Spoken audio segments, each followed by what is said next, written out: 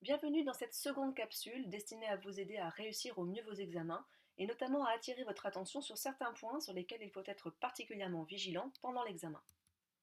À l'issue de ce module, vous devriez être capable d'identifier les différents types d'exercices proposés dans les examens, de reformuler l'implicite des consignes et d'utiliser le brouillon de manière efficace. Pendant l'examen, mettez toutes les chances de votre côté. Je vais enfoncer quelques portes ouvertes, mais on a vu tellement d'étudiants arriver les mains dans les poches à leurs examens et quémander un stylo ou une feuille pour composer que je me devais de dire quelque chose.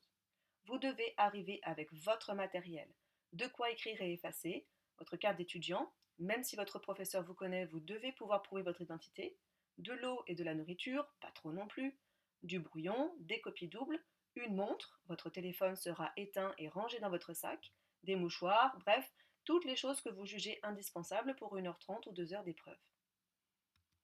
La deuxième chose à faire, bien sûr, lors de l'examen, c'est de bien lire et de bien comprendre les questions du sujet. Nous allons donc faire un petit jeu. Vous devez répondre à 3 questions le plus rapidement possible. Mettez la vidéo sur pause et reprenez dès que vous avez terminé. Voici les 3 questions.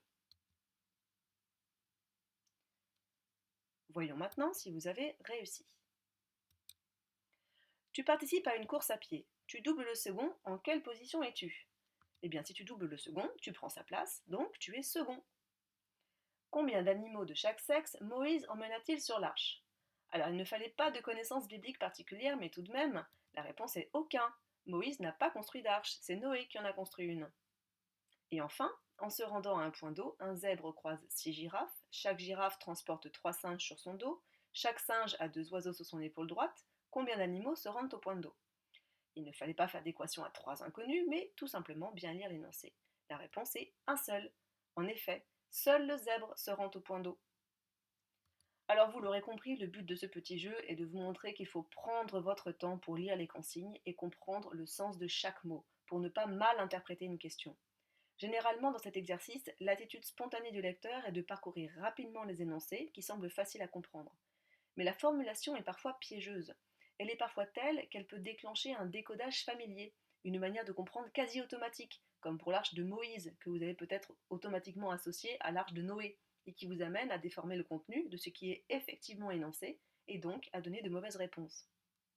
Prenez donc les quelques minutes nécessaires à bien comprendre la question qu'on vous pose, et cela vous évitera un hors-sujet. Le meilleur moyen est encore de reformuler ce qu'on attend de vous. Dans le cas de consignes longues, il faut lire le sujet en entier avant de vous lancer. Cela vous permettra de mieux gérer votre temps en ayant une lecture stratégique du sujet. Il y a parfois des questions compliquées que vous pouvez garder pour la fin, afin de commencer par les plus faciles. Vous pouvez aussi identifier des questions qui valent le plus de points et adapter vos réponses en conséquence. Une erreur classique consiste à écrire des tartines sur les premières questions qui ne valent que très peu de points et de bâcler les questions finales qui valent davantage de points et où l'on vous demande de développer parce que le temps manque. Parfois aussi, une question apparemment compliquée prend tout son sens si on lit le reste des questions. Bref, prendre 5 minutes pour lire l'intégralité du sujet, surtout si celui-ci fait plusieurs pages, vous permettra d'élaborer une stratégie et d'organiser votre temps. Une autre difficulté potentielle réside dans la compréhension des questions elles-mêmes. Voici une liste non exhaustive des termes que l'on retrouve le plus souvent dans les consignes. Résumer, définir, expliquer, comparer, illustrer, analyser, décrire, discuter. Je pense que vous n'avez aucune difficulté avec des mots comme décrire ou résumer, mais savez-vous ce que signifient exactement les termes analyser ou discuter? Ces termes sont définis dans un glossaire disponible sous cette vidéo. Ne négligez pas non plus les consignes concernant la forme. Si l'on vous demande d'écrire un certain nombre de mots, il faut respecter cette contrainte et indiquer le nombre de mots en fin de copie. Si on vous demande de rendre un fichier audio sous un certain format, à vous de vous assurer que le format est correct et que le document est audible. Bref, si l'enseignant prend le temps de donner des instructions précises, il faut absolument les suivre attentivement. Une des autres clés de la réussite aux examens est bien évidemment la gestion du temps. Investissez dans une montre et donnez-vous des limites de temps pour la phase de brouillon et pour la mise au propre en fonction de l'exercice. Cette gestion du temps peut évidemment varier. Si vous êtes en épreuve de traduction, par exemple, la phase de brouillon peut durer 1h15 sur les 1h30 que vous avez, ce qui vous laisse ensuite 15 minutes pour recopier et vous relire, ce qui est largement suffisant. Par contre, si vous devez rédiger une dissertation, ne passez pas plus de la moitié de l'épreuve sur le brouillon. Dans tous les cas, cette étape du brouillon est indispensable, ne serait-ce que pour rendre une copie propre avec des réponses dans l'ordre du questionnaire. Vous devez également garder du temps pour vous relire, pour corriger les éventuelles fautes d'orthographe, les oublis de mots ou les formulations trop vagues. Je reviens ici sur le brouillon, étape fondamentale dans toute épreuve d'examen. On peut en distinguer deux types, le brouillon linéaire à gauche et le brouillon instrumental à droite. Le brouillon linéaire n'est en fait pas très utile. C'est une perte de temps si vous écrivez exactement la même chose au brouillon que sur votre copie. De plus, il ne permet pas de structurer votre pensée ou de réorganiser vos idées.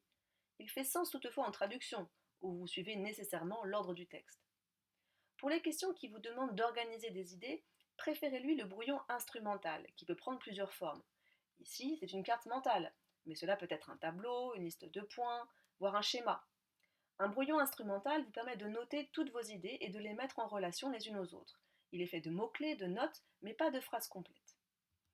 Un bon brouillon suit donc en général les étapes suivantes. Premièrement, vous commencez par noter tout ce que le sujet vous évoque, puis vous mettez vos idées en ordre, vous les hiérarchisez de la plus évidente à la plus complexe. Vous associez des exemples pour illustrer vos arguments. C'est à ce moment normalement que votre problématique doit émerger. Ensuite, cela vous permet de construire un plan détaillé. Attention, il ne faut pas rédiger intégralement votre développement, ce serait une perte de temps. Vous le ferez directement à la mise au propre, mais votre plan doit être suffisamment précis pour que vous sachiez exactement quoi écrire lorsque vous rédigerez. Il est par contre recommandé de rédiger intégralement votre introduction et votre conclusion au brouillon. Ces deux parties sont primordiales, car elles constituent le point de départ et le point d'arrivée de votre propos. Le fait de les rédiger au brouillon et au même moment vous permet de vous assurer que vous restez cohérent du début à la fin et que votre conclusion répond à la problématique que vous formulerez en introduction. Accessoirement, c'est la première et la dernière chose que votre correcteur lira de vous, donc autant les soigner. Un petit conseil enfin, si vous manquez de temps, plutôt que de laisser un blanc en fin d'argumentation, découpez et collez votre conclusion sur votre copie. Même si vous n'avez pas complètement terminé, cela donnera au moins un sentiment d'achèvement à votre lecteur. Avant la remise de votre copie, il est essentiel de vous relire. En priorité, identifiez les éventuels mots oubliés, surtout en traduction. Vérifiez la ponctuation pour aérer les phrases, corrigez l'orthographe et la grammaire. N'oubliez pas que des erreurs d'orthographe ou de grammaire peuvent fortement gêner la lecture de votre copie pour le correcteur, et donc faire obstacle à la compréhension de votre propos. Contrôlez également la propreté de la copie, celle-ci doit être lisible. Vérifiez aussi que vous avez bien respecté les consignes, comme vu plus haut. Enfin, si vous avez le temps, relisez votre développement pour vérifier la cohérence de votre propos. Pour terminer, quelques règles pour rendre une copie propre. Évitez les ratures, investissez dans un stylo correcteur ou une encre effaçable. Écrivez lisiblement. Aérez votre copie, sautez des lignes entre les parties, faites des paragraphes et indiquez le nombre de mots si c'est demandé. Vous avez dorénavant toutes les cartes en main pour préparer vos examens.